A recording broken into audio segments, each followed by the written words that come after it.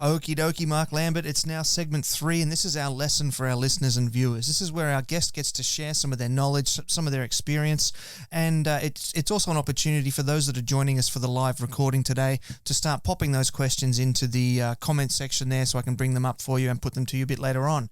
Now, one of the things that you wanted to talk about in this segment was barbecue business mindset. So I'm going to throw it over to you, and I'm going to sort of zip my lips here and just soak up the wisdom that you're going to share with us. I think one of the best pieces of advice that I ever got came from a book outside of Sweet Baby Ray, that was face to face, was from a book. I think was a book called Never Eat Alone, and it was a sales book that helps people understand how to find connectors in the industries, in any industry, to help them get where they want to go, how to connect with people, and how to find the right path through other people in the industry. And I think that piece of advice, some of that advice I got out of that book, was learning how to connect yourself with people that are doing what you want to do. So that was one of the ideas that I got from that book that led me to the National Barbecue Association, was that that advice was find people that are doing what you want to do and associate yourself with them. Put your foot in the door, learn how to be a part of their world, and just get close with those people that are doing what you want to do and learn from them. And so that's what I did, is I just inserted myself, like it or not, into the National Barbecue Association, and come to find out that's what they want you to do. And I was able to learn from a lot of very experienced people that have made all the mistakes down the road, and were able to give you advice on how not to make the same mistakes and how to get where you want to go a little bit quicker. So I think the mindset of that book, and Never Eat Alone, and finding how to connect with other people in the industry that are doing what you want to do, and learn from them, I think is one of the best things one of the best strategies, I guess, to find your own path, if you will, and to decide if that is the line of work that you want to get into.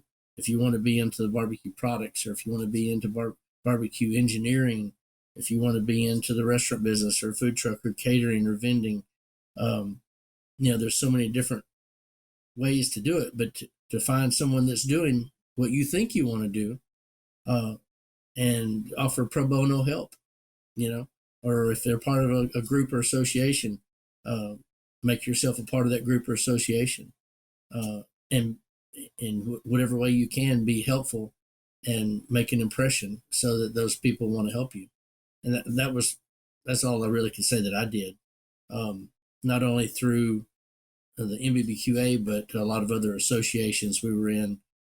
We worked in apartment communities, and like the apartment industries, like the National Apartment Association, our local apartment associations, and our local construction associations. And,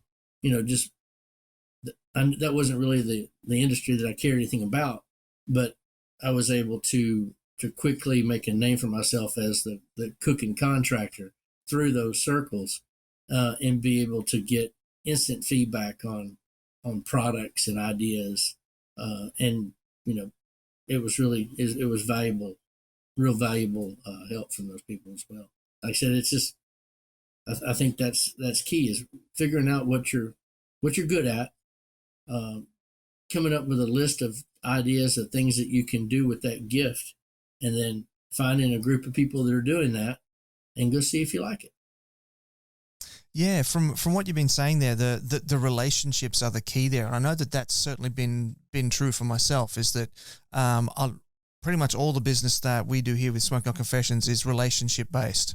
So we'll meet people first, we'll form relationships, and then if things progress from there, then that's how they progress. So it sounds like to me, when you're talking about mindset, you're talking about sort of searching out relationships and then coming to those relationships with a point of view of service rather than what can you get from the relationship. Right. And then what you get comes as a consequence of that particular mindset.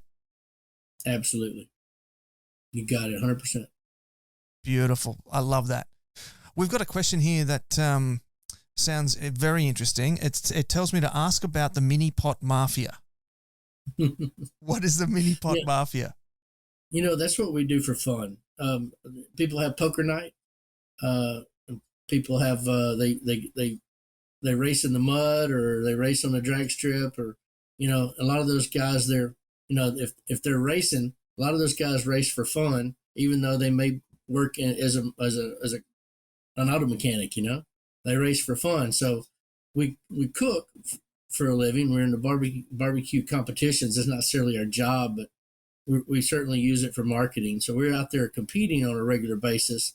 But at the end of the day, barbecue competitions and steak competitions, they don't give you much room for creativity. So in the barbecue world, you're expected to conform to a standard. In the steak cooking world, you're expected to create a product to a certain standard of doneness and appearance and flavor. So we use that as an opportunity to step away from those standards and be creative. So a good friend of mine down in Gonzales, Louisiana, Adam Gautreaux, and his father-in-law, Todd Bro, and my friend Brian Lips and Nakia White, a lot of those guys down there, they get together I think the third Thursday of every month, and they have mini pot. Now down there, all they do in the mini pot is jambalaya. So, and jambalaya is judged on a whole other level. I mean, they only turn in, as jambalaya has vegetables and meat and sausage and rice, and they're judged on how well that you can put flavor into rice, and how well you can cook rice in a 1-quart cast iron Dutch oven over the course of an hour and a half. I think an hour and a half to 2 hours. So they all get together and they turn in a blind jambalaya sample, but they have to fish out all of the meat.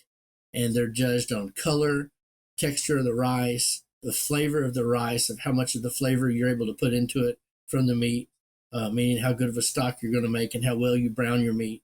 And they judge it.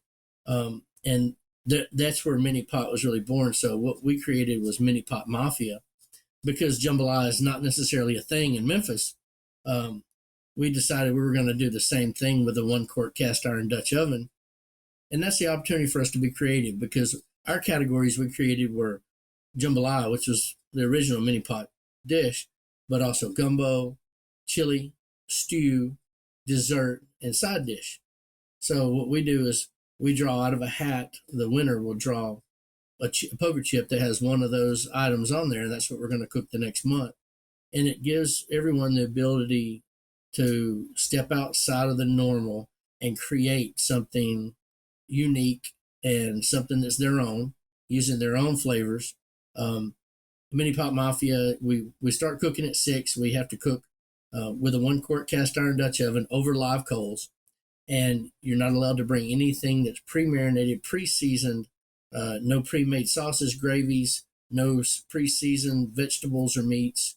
You have to use the entire pantry. We have a pantry that's supplied by one of our vendors, is Townsend Spice and Supply. They have a rack that has all of their seasonings on it. And if you want to season something, you have to use it from that rack. And it's really cool to see the personalities and the creative dishes and flavors that people are able to come up with. And we'll have, 10 to 15 cooks that are there.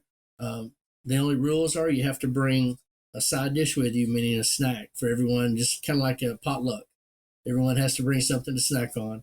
Whatever you want to drink, of course, is a $20 entry fee. And that $20 goes into the pot. Third place gets their $20 back. And then first and second place split the pot 70-30. So it's a way for us to still have competitions with live fire and be creative and have fun. So it's poker night for foodies is what we call it.